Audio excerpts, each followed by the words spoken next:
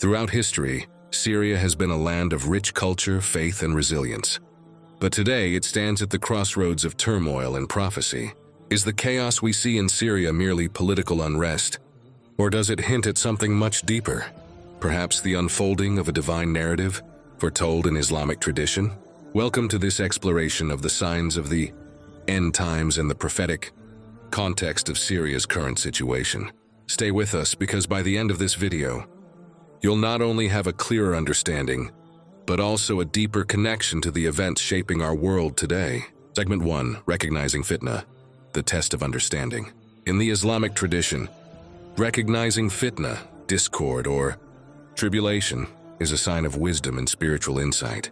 The great scholar Imam Hassan al-Basri once said, "When a fitna is approaching, every scholar recognizes it. When it passes, even the ignorant realize what it was." This statement, recorded in Kitab al-Fitan, the Book of Tribulations, highlights the need for foresight. Today, Syria faces unprecedented challenges. The question is, how do we interpret these events in light of prophetic traditions? Segment 2, The Prophecy of Syria and the Role of Knowledge. The Prophet Muhammad spoke of a sequence of events involving Syria would test the faith and intellect of even the most knowledgeable. In Kitab al-Fitan, Abdullah ibn Masud Rapishio states, "When fitna arrives, it is unclear and hidden. When it departs, it becomes obvious and clear." This makes us ponder. Is the current chaos in Syria the fitna described, or is it a precursor to an even greater trial? Segment 3, The Signs of False Leadership in Tribulation. One of the most striking signs of tribulation is the emergence of leaders who bring destruction under the guise of righteousness. For instance, extremist groups like ISIS claim to establish justice, yet they caused unimaginable suffering. The Prophet warned us about such groups, saying, "They will kill the people of Islam and spare the idol worshippers." This aligns with what we have witnessed. Thousands of Muslims have been martyred, displaced, or subjected to horrors unimaginable, all while the oppressors claim to be righteous. These actions bring to light a critical question. Can such groups ever lead us toward the promised restoration of justice and faith? The answer is clear: no. Their ideology contradicts the principles of Islam and the virtues of true leadership. Segment 4, Syria's Strategic Role in Prophecy. Syria's position in the world is not just geographic, it is spiritual. In the same narration from Sahih Bukhari, the Prophet mentioned that after Syria, Yemen and Iraq would follow. This progression may seem historical, but it carries deep prophetic meaning. Today, Syria is under the control of various factions.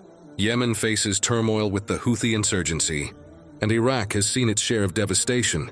The prophecies indicate that these lands will be reclaimed, not by invaders or extremist ideologies, but by the righteous.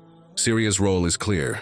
It will be a precursor to major events in Islamic eschatology. But as we analyze these situations, we must remain cautious, because appearances can be deceiving. Segment 5, The Role of True Leadership and the Path to Salvation. True leadership is a hallmark of the final days. The advent of Imam Mahdi is closely tied to events in the Levant. However, those who follow the path of extremism, like the Khawarij, cannot be his allies. Throughout Islamic history, the Khawarij have left a trail of destruction, not victories. They thrive on division, not unity. Imam Mahdi's army will be one of justice and faith, not treachery and chaos. As Muslims, we are reminded to stay grounded in the teachings of the Quran and Sunnah. It is through this lens that we must view Syria and its trials, not through political slogans or biased interpretations. Segment 6, What does the future hold? So what does the future hold for Syria? Will it emerge as a land of salvation, or will the trials deepen? The answer lies with Allah alone. However, as believers, our role is to remain steadfast, hopeful, and proactive. The Prophet said, "Trials will not leave a single Arab household untouched." This serves as a reminder that tribulations are universal, but every trial also carries the seed of renewal and growth. Perhaps the current events in Syria are paving the way for the establishment of justice and peace. Perhaps even the return of a caliphate as mentioned in eschatological texts. Only time will tell. Closing thoughts, a prayer for unity and peace. As we reflect on Syria's trials, Let us not lose sight of our collective duty to pray for our brothers and sisters, to stay informed, and to act with wisdom and compassion. Allah's promise of victory and justice is sure, but we must remain patient and united. Let us end with this dua. O Allah, grant peace to the oppressed and guide us toward unity and righteousness. Protect the Ummah and grant us strength to overcome every trial. Ameen. If this video resonated with you, like, share, and subscribe for more content that dives deep into the signs of our times. Let's stay informed, united, and hopeful. Until next time, take care and stay steadfast.